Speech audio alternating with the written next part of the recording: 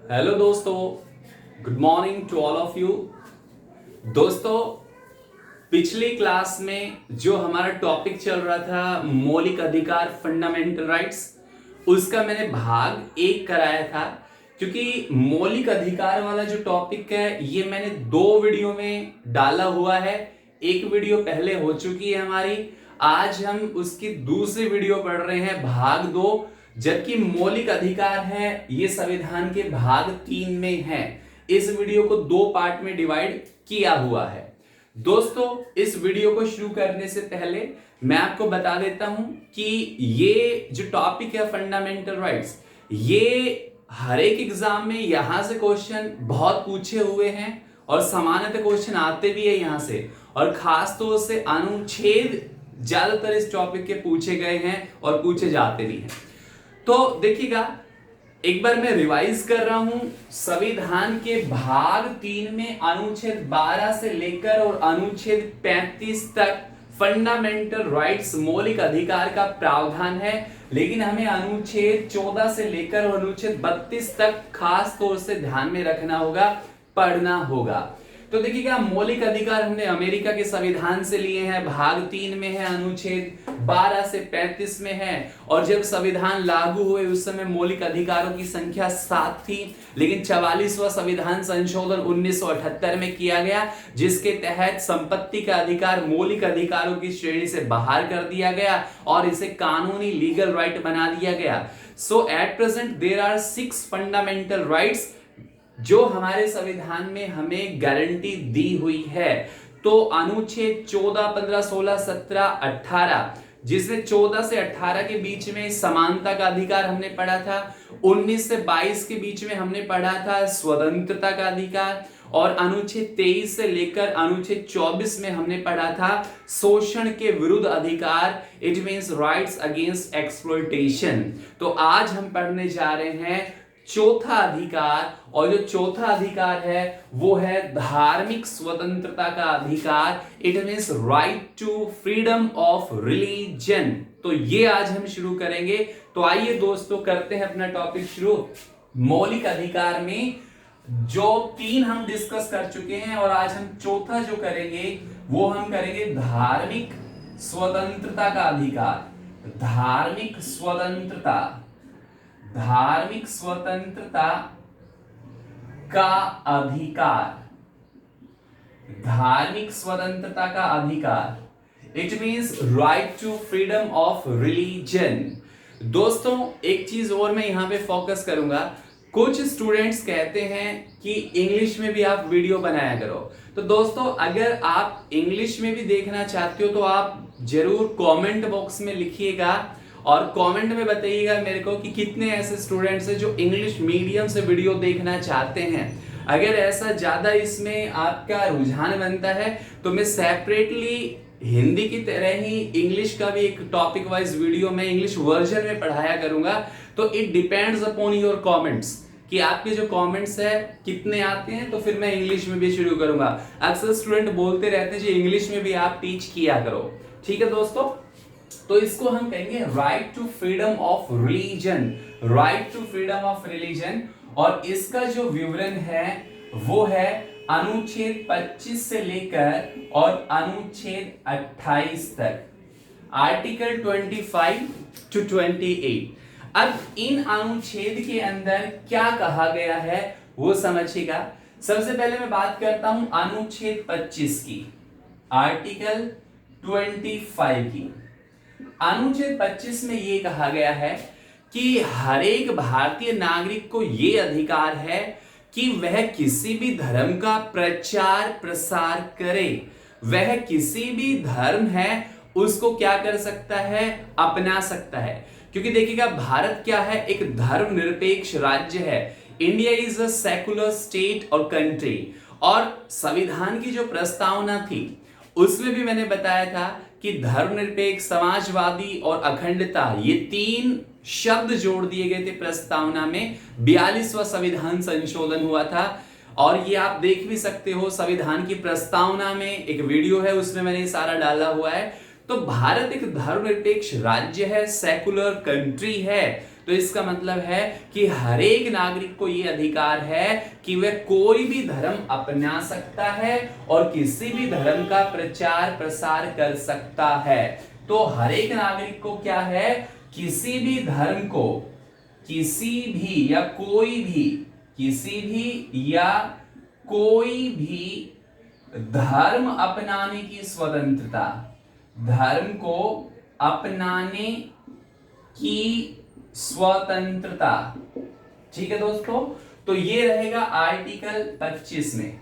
उसके बाद हम आते हैं आर्टिकल 26 में। तो 25 में ध्यान रखना, every citizen has the right to adopt any religion. वो कोई भी धर्म अपना सकता है, हिंदू, मुस्लिम, सिख, ईसाई, Jainism, Buddhism, Christianism, whatever he or what she want to adopt, जो भी वो अपनाना चाहे। तो ये स्वतंत्रता है यहां पर। उसके बाद हम आते हैं अनुच्छेद 26 पर। अनुच्छेद 26 में कहा गया है कि कोई भी नागरिक है, कोई भी व्यक्ति है, उसको ये अधिकार है कि वह किसी भी धर्म का प्रचार प्रसार कर सकता है, उसका मैनेजमेंट कर सकता है। जैसे आपने कई संगठन देखे होंगे, कई इस तरह के संगठन हैं जो अपने धर्म का प्रचार प्रसार करते हैं। तो to manage any religion, every citizen has right to manifest of his और हर रिलीजन। तो इसमें क्या हो गया, किसी भी धर्म का प्रबंधन, धर्म का प्रबंधन या उसका प्रचार कर सकता है। ये उसकी क्या है, आजादी है, स्वतंत्रता है। इसके बाद हम आते हैं अनुच्छेद 27 पर। अनुच्छेद 27 में कहा गया है, अगर किसी धर्म का प्रचार होता है, किसी धर्म को फ्लोरिशमेंट होता है, संवर्धन होता है, इंक्रीजमेंट होता है, तो ऐसी स्थिति में भारत सरकार या कोई राज्य सरकार उस पर कोई कर नहीं लगा सकती, कोई टैक्स नहीं लगा सकती। अगर आप पैसे कमाते हो, आपकी इनकम बढ़ती है, तो आप पे टैक्स लगता है, लेकिन धर्म के प्रचार प्रसार पर, उसके संवर्धन पर कोई भी कर नहीं होगा। It means there will be no tax on flourishment of any religion. तो किसी भी धर्म, जो धर्म है, किसी भी धर्म के संवर्धन, संवर्धन का मतलब समझ रहे हो ना, संवर्धन का मतलब होता है बढ़ोतरी होना, फैलना। धर्म के संवर्धन पर कोई कर नहीं, कोई टैक्स नहीं, कोई टैक्स नहीं, सरकार उस पर कोई टैक्स नहीं लगा सकती। ठीक है दोस्तों। उसके बाद हम बात करते हैं आर्टिकल 28 की, अनुच्छेद 28। और अनुच्छेद 28 में कहा गया है कि सरकार द्वारा मान्यता प्राप्त शिक्षण संस्थाओं में धार्मिक शिक्षा पर रोक। It means there will be no religious education in government and government aided educational institutions। ये कहा गया है कि इसमें आर्टिकल 28 में, अर्थात सरकारी, गवर्नमेंट एंड गवर्नमेंट एडेड, और सरकार द्वारा मान्यता प्राप्त शैक्षणिक संस्थानों में, शैक्षणिक संस्थानों में धार्मिक शिक्षा पर रोक, धार्मिक शिक्षा पर रोक, शिक्षा पर रोक। It means there will be no educational, religious education in government and government aided educational institutions। कुछ इसके अपवाद होते हैं, जैसे हम बात करते हैं यहाँ पर मुस्लिम कम्युनिटी में होते हैं मदरसे, और मदरसे में पूरी तरह से रिलीजियस एजुकेशन दी जाती है, धार्मिक शिक्षा दी जाती है, but it is not approved by government. ये सरकार द्वारा मान्यता प्राप्त नहीं है मदरसे, इसलिए वहां पर रिलीजियस एजुकेशन हम देख सकते हैं। तो ध्यान रखिएगा, सरकारी और सरकार द्वारा मान्यता प्राप्त शिक्षण संस्थाओं में किसी भी प्रकार की धार्मिक शिक्षा नहीं दी जाएगी। तो दोस्तों ये था हमारा चौथा अधिकार, धार्मिक स्वतंत्रता का अधिकार। तो ध्यान रखना 25 से लेकर और 28 तक इसमें विवरण है। उसके बाद हम आते हैं अपने पांचवें अधिकार पर।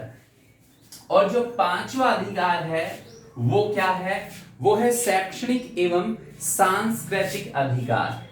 पांचवा जो अधिकार है वो है शैक्षणिक एवं सांस्कृतिक अधिकार। सांस्कृतिक अधिकार, शैक्षणिक एवं सांस्कृतिक अधिकार, it means educational and cultural rights. और इसका जो विवरण मिलता है वो विवरण है अनुच्छेद 29 से लेकर और अनुच्छेद 30 तक, आर्टिकल 29 to 30। अब इसमें क्या कहा गया है वो समझिएगा। अनुच्छेद 29 में कहा गया है कि अल्पसंख्यक वर्ग के हितों का संरक्षण। देखिएगा, अनुच्छेद 29 की मैं बात करता हूं, आर्टिकल 29 की बात कर रहा हूं, तो इसमें है अल्पसंख्यकों, जो माइनॉरिटी है, अल्पसंख्यकों के हितों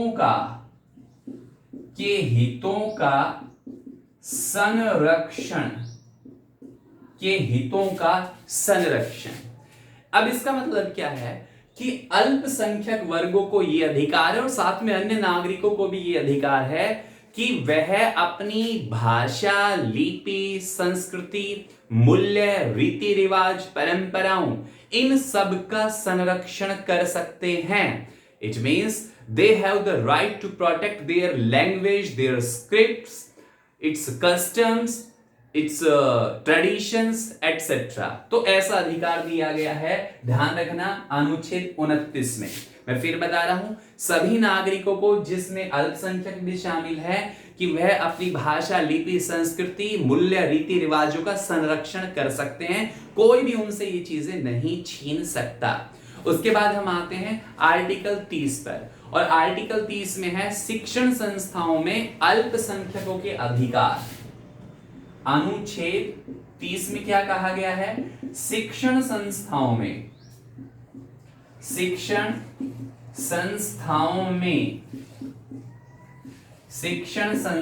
में अल्पसंख्यकों के अधिकार, अल्पसंख्यकों के अधिकार। अब इनको और समझिएगा। अनुच्छेद 30 में यह है कि सभी नागरिकों को, जिसमें इंक्लूड है माइनॉरिटी कम्युनिटी जो है वो, तो सभी नागरिकों को यह अधिकार है कि वह किसी भी निजी का मतलब समझ लो ना, प्राइवेट, निजी शैक्षणिक संस्थाओं का प्रबंधन व संचालन कर सकता है। जैसे कि आप देख रहे हो कि हम सबको यह अधिकार है, प्राइवेट स्कूल्स हैं, प्राइवेट कॉलेज हैं, डिग्री कॉलेज हैं, इंजीनियरिंग कॉलेज हैं, कोचिंग सेंटर्स हैं, या कोई और हैं, तो ये सब क्या हैं? एजुकेशनल इंस्टीट्यूशन है, शैक्षणिक संस्थाएं हैं। तो इनका प्रबंधन और संचालन करने का अधिकार हम नागरिकों को दिया हुआ है। It means we can say every citizen has the right to manage private educational institutions. तो ऐसे भी अधिकार संविधान ने हमें दिए हैं मौलिक अधिकारों के माध्यम से। ठीक है दोस्तों, तो ये था पांचवा अधिकार, शैक्षणिक एवं सांस्कृतिक अधिकार। अब हम आते हैं मौलिक अधिकारों के छठे अधिकार पर, और बहुत ही महत्वपूर्ण, एग्जाम में बहुत पूछे जाते हैं रिट के बारे में। तो आइए 6 फंडामेंटल राइट्स को हम डिस्कस करेंगे। तो क्या है? इसको नाम दिया गया है संवैधानिक उपचार संबंधित अधिकार। उपचार संबंधित अधिकार, इसको इंग्लिश में कहते हैं कॉन्स्टिट्यूशनल रेमेडीज। और इसका जो विवरण है वो हमें मिलता है आर्टिकल 32 में, अनुच्छेद 32 में है संवैधानिक उपचार संबंधित अधिकार। ये अधिकार, इसको एक संज्ञा दी गई है, और वो दी गई है भीमराव अंबेडकर के द्वारा। भीमराव अंबेडकर ने, अगर मैं यहां पर अंबेडकर की बात करता हूं, अंबेडकर। तो उन्होंने क्या कहा है, इसे संविधान की आत्मा कहा है, इसे संविधान की आत्मा व मन कहा है, आत्मा व मन कहा है। It means soul and the heart of the constitution. और यहां पर आपको एक कंफ्यूजन हो सकता है, कंफ्यूजन ये हो सकता है कि संविधान की आत्मा क्या है। तो संविधान की आत्मा क्या है, संविधान की आत्मा है प्रस्तावना। ध्यान दीजिएगा, मैंने आपको प्रस्तावना कराई थी, आप फिर से देख सकते हो वीडियोस में। तो उसमें क्या है आप देखिएगा, संविधान की आत्मा कहा गया है किसको, संविधान की प्रस्तावना। लेकिन अंबेडकर ने क्या कहा है कि जो आर्टिकल 32 है वह संविधान की आत्मा और मन है। अभी हाल ही में एचएससी क्लर्क का एग्जाम हुआ था, उसमें क्वेश्चन आया हुआ था कि संविधान की आत्मा भीमराव अंबेडकर द्वारा निम्नलिखित में से किसके बारे में कहा गया था। तो इसमें भी क्वेश्चन एचएससी वाले में पूछा होता, क्लर्क वाले में, तो इंपॉर्टेंट क्वेश्चन यहां पे बन जाता है। तो देखिएगा, अगर यहां पे आर्टिकल 32 की बात करूं मैं, तो इसके तहत हमें 5 रिट मिलती हैं। रिट अक्सर आपने सुना होगा रिट के बारे में। रिट रिट आप अक्सर सुनते तो हो, लेकिन रिट का जो शाब्दिक अर्थ है वो शाब्दिक अर्थ क्या है, तो रिट का शाब्दिक अर्थ है आदेश। आदेश इट मीन्स ऑर्डर्स, आदेश। लेकिन इसको लैटिन भाषा में लेख भी बोलते हैं, लेख, लेख। तो ध्यान दीजिएगा, यहां पर संविधान ने हमें 5 रिट दी हुई है, जिनको मैं बताने जा रहा हूं, इसको ध्यान से समझिएगा। अक्सर जब हम रिट पढ़ते हैं तो बुक में आप पढ़ते हो, समझ में नहीं आता, सब होच पोच हो जाता है। कहां बंदी, प्रत्यक्षीकरण, उत्प्रेषण क्या है, क्यों वारंटो क्या, अधिकार बच्चा क्या है, ठीक है, प्रतिषेध क्या है, परमादेश मैंडमस क्या है। तो ये सारे वर्ड हमें कंफ्यूज करते हैं, तो इनको मैं बहुत ही सरल भाषा में समझाऊंगा, आपको समझ में भी आएंगे। तो मैं अभी बात कर रहा था रिट के बारे में, और रिट का मतलब होता है आदेश। लेकिन संविधान ने हमें ये रिट तो दी है, लेकिन इनसे पहले आपको एक चीज और भी समझनी होगी, और वो होती है PIL। हालांकि मौलिक अधिकारों में PIL नहीं होता, लेकिन PIL है क्या, PIL ये होता है public interest litigation, public interest litigation, litigation PIL, जिसको हम हिंदी में कहते हैं जनहित याचिका, जनहित याचिका।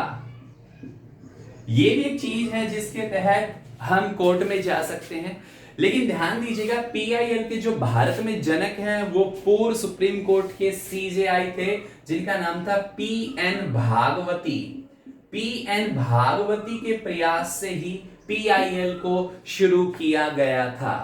PIL का मतलब होता है कि हर एक भारतीय नागरिक को यह अधिकार है कि वो PIL फाइल कर सकता है हाई कोर्ट में, सुप्रीम कोर्ट में, बशर्ते वो मामला जो है जनता के हित का होना चाहिए। मैंने पिछली वीडियो में आपको एक बताया था आर्टिकल 21 और आर्टिकल 21 में ध्यान कीजिएगा, 21 के अंदर ए ऐड किया था जिसमें था राइट टू एजुकेशन, लेकिन निजता और प्राण दैहिक अधिकार मैंने आपको बताए थे उसमें। तो निजता का अधिकार भी PIL के थ्रू लागू हुआ था। जब सरकार ने आधार कार्ड को मैंडेटरी किया था हर एक सरकारी योजनाओं में, तब एक PIL फाइल की गई थी सुप्रीम कोर्ट में। तब सुप्रीम कोर्ट ने कहा था कि ये निजता का अधिकार है। तो PIL का मतलब ये है कि जो जनता के हितों से जुड़ा हुआ मुद्दा होना चाहिए, पर्सनल नहीं होना चाहिए।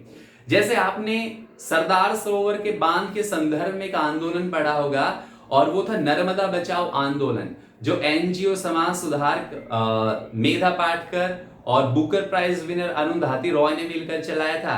तो वहां पर जो नर्मदा नदी पर एक बांध बनना था सरदार सरोवर, तो उसको लेकर भी PIL फाइल की गई थी, तो वो भी जनता का हित था। हरियाणा में भी आपने एक बहुत ही फेमस PIL पढ़ी होगी, जब 2005 में हरियाणा विधानसभा ने पंचायती राज में पंच सरपंचों के लिए मिनिमम एजुकेशन क्वालिफिकेशन निर्धारित की थी, तब भी एक PIL पंजाब हरियाणा उच्च न्यायालय में फाइल की गई थी।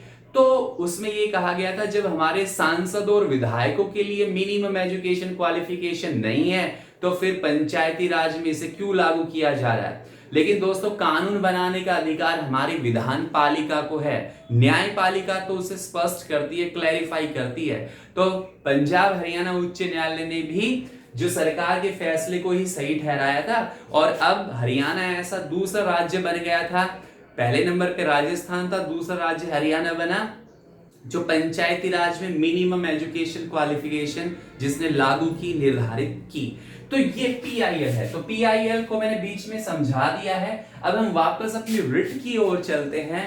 तो संविधान में जो ये 5 रिट हैं ये कौन कौन सी हैं, आओ इस पर हम डिस्कस करते हैं। तो सबसे पहली जो रिट आती है हमारे पास फर्स्ट। अच्छा एक चीज और बता देता हूं मैं, ये जो 5 रिट में बताने जा रहा हूं ये पांचों रिट आर्टिकल 32 के तहत तो हम फाइल कर सकते हैं सुप्रीम कोर्ट में और आर्टिकल 226 के तहत हम ये रिट फाइल कर सकते हैं हाई कोर्ट में। तो ये 2 आर्टिकल भी आपको ध्यान में रखना है, 32 और 226। तो पहली जो रिट है वो है बंदी प्रत्यक्षीकरण। बंदी प्रत्यक्षीकरण, बंदी प्रत्यक्षीकरण ये पहली रिट है जो मैं इसको समझाने जा रहा हूं। और इस रिट को इंग्लिश में कहते हैं, एक्चुअली में ये सारी रिटें लैटिन भाषा में हैं, इसलिए इसे हैबीज कॉर्पस कहा जाता है। देखिएगा हैबीज कॉर्पस ये लैटिन भाषा में और इंग्लिश में हमें इसमें इसी तरीके से लिखते हैं। तो मैं दोनों के इनके हिंदी और इंग्लिश में बता रहा हूं ताकि आपको ये वोकैब ध्यान रह जाए। तो बंदी प्रत्यक्षीकरण होता क्या है, ध्यान कीजिएगा। मैंने आपको राइट टू फ्रीडम पढ़ाया था और अनुच्छेद 22 में कहा था कि पुलिस का यह दायित्व है कि 24 घंटे के अंदर बंदी बनाए गए व्यक्ति को नजदीकी न्यायालय में पेश करे। अगर पुलिस ऐसा नहीं करती, डिटेन करती है किसी बंदी बनाए गए व्यक्ति को लंबे समय तक, 24 घंटे के अंदर उसे न्यायालय में पेश नहीं करती, उसके साथ ज्यादती होती है, फिजिकली या मेंटली टॉर्चर किया जाता है लॉकअप में या जेल के अंदर, तो ऐसे केस में ये जो रिट है इसको फाइल किया जाता है। तो इसमें अदालत आदेश देती है कि जो बंदी बनाया गया व्यक्ति है उसको सामने हाजिर किया जाए ताकि खुद अदालत उसकी स्थिति को देख सके। तो इसके शाब्दिक अर्थ में लिख देता हूं ताकि आपको समझने में दिक्कत ना हो। इसका शाब्दिक अर्थ होता है let the body produce. Let the body produce it means शरीर प्रस्तुत करें, शरीर प्रस्तुत करें, लेट द बॉडी प्रोड्यूस। अब देखो बंदी प्रत्यक्षीकरण, बंदी बनाए गए व्यक्ति को पेश करना, हाजिर करना, तो ये आती है हमारे पास पहली रिट। ठीक है दोस्तों, समझ में आई होगी। लेट द बॉडी प्रोड्यूस, शरीर को प्रस्तुत करे। और किन हालात में इस रिट को लगाया जाता है वो मैं बता चुका हूं। जब पुलिस 24 घंटे से अधिक समय तक किसी को लॉकअप में रखती है या जेल प्रिजन के अंदर, कारागार के अंदर किसी के साथ ज्यादती होती है तो ऐसे केस में इस रिट को फाइल किया जा सकता है। अब हम आते हैं दूसरी रिट पर, और जो दूसरी रिट है वो है परमादेश। परमादेश, और परमादेश को कहते हैं, मैं यहां लिख रहा हूं, यहां मैंने जैसे हैबीज कॉर्पस लिखा है, इसको मैंडमस, इसको मैंडमस कहा जाता है, मैंडमस। और इसका जो शाब्दिक अर्थ है वो शाब्दिक अर्थ है कि हम आदेश देते हैं। इट मीन्स वी कमांड, हम आदेश देते हैं, हम आदेश देते हैं, ये इसका शाब्दिक अर्थ है मैंडमस का। अब कब इसका प्रयोग करेंगे वो समझिएगा। मान लीजिएगा कोई भी सरकारी कर्मचारी है, अधिकारी है, अगर वह अपने कर्तव्यों का निर्वहन नहीं करता, अपने कर्तव्यों का ड्यूटी को संचालित नहीं करता, तो ऐसे केस में ये रिट लगाई जाती है इस रिट के तहत अदालत ये आदेश देती है उस एम्प्लॉय को, उस कर्मचारी को, उस अधिकारी को कि ये बताएं कि उन्होंने अपने जो कर्तव्य है उसका पालन क्यों नहीं किया। ठीक है ना, अपनी ड्यूटी का जो है निर्वहन क्यों नहीं किया। तो ऐसी स्थिति में हम ये वाली रिट लगाते हैं जिसको कहा जाता है परमादेश। अब मैं आता हूं तीसरी रिट पर, और ये कहलाती है, इसको कहा जाता है प्रतिषेध। It means prohibition. देखिएगा, प्रतिषेध, इसको क्या कहेंगे हम? प्रोहिबिशन। प्रोहिबिशन। अब देखो बिल्कुल आसान है। प्रोहिबिट क्या होता है? किसी चीज को रोक देना, मना कर देना, उसी से ये बना है प्रोहिबिशन। अब प्रोहिबिशन रिट का प्रयोग हम कहां करते हैं? अगर कोई व्यक्ति अधिकार क्षेत्र से बाहर काम करता है, अधिकार क्षेत्र, अधिकार क्षेत्र से बाहर काम करता है, बाहर काम करता है, तो अदालत उसे ऐसा करने से रोकती है। देखो, जब किसी व्यक्ति को कोई काम करने का अधिकार है ही नहीं और फिर उस काम को कोई करता है, कोई अधिकारी, कोई कर्मचारी, जिसको संविधान ने उसे करने का अधिकार ही नहीं दिया, तो ऐसी स्थिति में हम प्रतिषेध जो रिट है वो न्यायालय में लगाते हैं और ऊपरी अदालतें निचली अदालतों को या किसी भी जो पब्लिक सेक्टर के जो पीएसयू हैं या और कोई है उनको क्या करती है? काम करने से उस अधिकारी को रोक देती है, उस कर्मचारी को रोक देती है। तो उच्च न्यायालय द्वारा अधीनस्थ न्यायालय को भी ये रिट दी जा सकती है। ठीक है दोस्तों, तो इनके जो शाब्दिक अर्थ है ना, इनको जरूर ध्यान में रखिएगा। उसके बाद हम आते हैं अपनी चौथी रिट पर, और जो चौथी रिट हमारे पास आती है वो आती है उत्प्रेषण, जिसे लैटिन भाषा में कहते हैं सर्शोरी। क्या बोलेंगे इसे? प्रतिषेध है, ये है उत्प्रेषण। उत्प्रेषण, ठीक है। और उत्प्रेषण और जो उत्प्रेषण है और प्रतिषेध है, इन दोनों में आपको कंफ्यूज बिल्कुल नहीं होना है। ठीक है, सर्शोरी, ठीक है, ये कहलाती है उत्प्रेषण। अच्छा, उत्प्रेषण जो है, इस रिट को हम किन परिस्थितियों में लगाते हैं तो वो समझिएगा। इसका जो शाब्दिक अर्थ होता है वो शाब्दिक अर्थ होगा कि जो कार्य में देरी है, कार्य में देरी, उसको रोकना, कार्य में देरी को रोकना। तो ऐसी स्थिति में सर्शोरी रिट लगाई जाती है। ठीक है, जैसे देखिएगा, कोई मामला लंबित चला हुआ है। आपको पता है कि हमारे देश में क्या है? रेड टैपिज्म का मामला है। अब रेड टैपिज्म में इसको रब कर रहा हूं, एक बार समझिएगा। रेड टैपिज्म मामला होता क्या है, एक बार उसको सुनिएगा। आपने लाल फीताशाही तो सुनी होगी, लाल फीताशाही। मैं यहां पे समझाता हूं। लाल फीताशाही रेड टैपिज्म होता है और इसका मतलब होता है सरकारी कामकाज में देरी होना। ये वाली रिट आप बेहतर समझोगे उत्प्रेषण के बारे में, तो एक बार इसको आप लिख भी सकते हो या दोबारा से देख लेना। मैं रेड टैपिज्म समझा देता हूं आपको। क्या होती है रेड टैपिज्म? रेड टैपिज्म क्यों हमें जरूरत पड़ती है इस सर्शोरी रिट को लगाने की, उत्प्रेषण लगाने की? एक्चुअल में लाल फीताशाही का मतलब होता है ऑफिशियली डिले, सरकारी कामकाज में देरी होना। मैं एक पुलिस महकमे से आपको एक चीज समझा रहा हूं। कोई भी राज्य है उसमें कुछ इस तरह से डेजिग्नेशन है। मैं पुलिस की बात कर रहा हूं, DGP, director general of police. इसके बाद हम बात करते हैं IG, DIG, SP, DSP, district inspector, SHO, SI, ASI, head constable और कांस्टेबल। ये यहां पे पद सोपान है। और हमारे सिस्टम में देरी क्यों होती है वो मैं इसके माध्यम से आपको समझाने की कोशिश कर रहा हूं। तो देखिएगा, कोई भी आदेश है ना वो नीचे से ऊपर से नीचे की ओर चलते हैं। ठीक है, मान लो आपने एसएचओ को कंप्लेन करनी है, यहां आपने कंप्लेन की, आपकी सुनवाई नहीं हुई, आपने डीजीपी को कंप्लेन की, तो ऐसा नहीं है कि डीजीपी सीधे आदेश किसको देगा, एसएचओ को, नहीं, वो आदेश देगा, रिमार्क करेगा आईजी को, ये इसको इस तरीके से, और फिर ये यहां पर जाएगी और एसएचओ उसकी तफ्तीश के लिए एसआई एएसआई को कहेगा।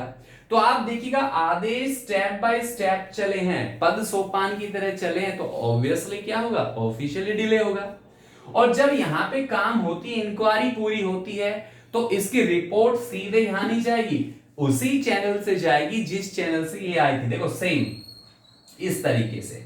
तो देखो चला आदेश और काम होने के बाद रिपोर्ट तलब की गई, तो इस प्रोसेस में कितना समय लगा होगा। तो यही कारण है India is the biggest and largest example of the red tapism, इसलिए यहां पर सरकारी कामकाज में देरी होती है। तो जो मैं यहां पर आपको चौथी रिट के बारे में बात कर रहा था, उसी से संबंधित था रैट टैपिज्म। और जो फोर्थ रिट मैंने आपको बताई है वो मैंने उत्प्रेषण के बारे में बताई, और इसका मैंने क्या कहा है कि कार्य में देरी होना, कार्य में विलंब को रोकना, देरी को रोकना, वहां पर हम इस रिट का प्रयोग करते हैं। ठीक है दोस्तों, उसके बाद आते हैं हम पांचवी रिट पर। ये अंतिम रिट है, और पांचवी रिट पे हमारे पास कौन सी आती है, अधिकार प्रच्छा। अधिकार प्रच्छा, अधिकार प्रच्छा जिसको हम क्या कहते हैं, क्यो वेरेंटो इसको कहा जाता है।